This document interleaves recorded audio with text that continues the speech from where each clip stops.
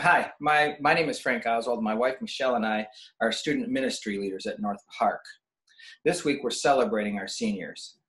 Today I'll be giving a short devotional from Exodus 2, 1 through 10. But first I'd like to give a little background information as we read Exodus 1, 8 through 10. Then a new king to whom Joseph meant nothing came to power in Egypt. Look, he said to his people, the Israelites have become far too numerous for us. Come, we must deal shrewdly with them, or they will become even more and more numerous. And if war breaks out, they will join our enemies and fight against us and leave the country.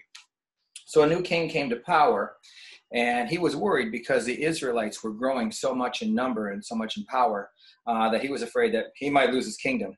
So he came up with an idea that he would kill all the male babies. And it just so happens that during this time is when Moses was born. So let's read Exodus 2, 1 through 10. Now a man of the tribe of Levi married a Levite woman, and she became pregnant and gave birth to a son. When she saw that he was a fine child, she hid him for 3 months. But when she could hide him no longer, she got a papyrus basket for him and coated it with tar and pitch. Then she placed the child in it and put it among the reeds along the bank of the Nile. His sister stood at a distance to see what would happen to him.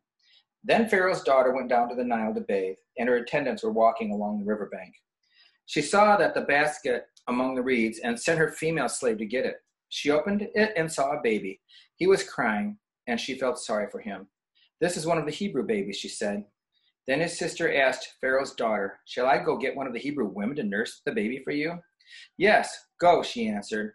So the girl went and got the baby's mother. Pharaoh's daughter said to her, take this baby and nurse him for me. I will pay you. So the woman took the baby and nursed him. When the child grew older, she took him to Pharaoh's daughter, and he became her son. She named him Moses, saying, I drew him out of the water. In the first 4 verses here, we see that Moses' parents hid him as long as they could, but they knew they couldn't keep him any longer. So she put him in a little basket and put him in the water and kept the sister really close by to keep an eye on him. I'm sure as they put him in the water, they were scared, and I'm sure they prayed, and they were just crying out to God to just protect this little baby. Sure enough, God answered their prayer. In verses 5 through 10, we see that Pharaoh's daughter came to bathe, and she saw this little baby in the basket and felt sorry for him and decided she would raise him as her own. She even let Moses' mother raise him for the first 2 to 4 years of his life. It wasn't a long time, but I'm sure she taught him everything she could about the Hebrews and about the God that they worshipped. Even though Moses would be raised by the Egyptians and learn all the Egyptian philosophies and all the schooling that they had, he never forgot that he was a Hebrew, and he never forgot who his God was and who his people were. Seniors, you're going to be leaving the comfort and protection of your parents' home very soon. And you're going to be moving into a world that doesn't necessarily believe in God the way you do. There's going to be questions that you're going to have to answer. Questions like, is there really a God? How do we know that the Bible is true? If there's evil in the world, how can there be a God? These are hard questions, and questions that will be asked of you. Many teenagers fall away from their faith when they leave home. Are you prepared to answer these questions? Are you prepared to make wise choices when you leave your home?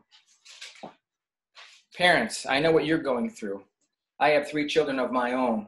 All of them have left the home. I miss them, but I've put them in God's hands. I pray for them every day, and I'm sure you do as well.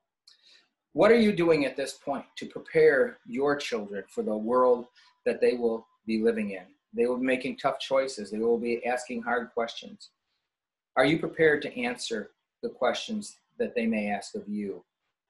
This week, I ask that you consider maybe reading a book or two.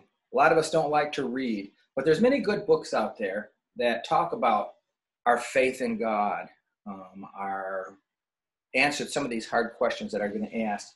A couple of them that I would suggest, and maybe some of you have already read them. One would be The Case for Faith by Lee Strobel. Also, The Case for Christ and The Case for Creator. He's done a very good job on those books. Ravi Zacharias, The Real Faith of Atheism, is an excellent book I would encourage you to read. And The Reason for God by Timothy Keller, also a great video series that goes along with this. So just as your kids start to head out on their own, I just continue to pray for them and thank you that we've had a chance to have them in our youth group, in our breakaway, and we just want the best for them. Thank you for listening to this and have a great day.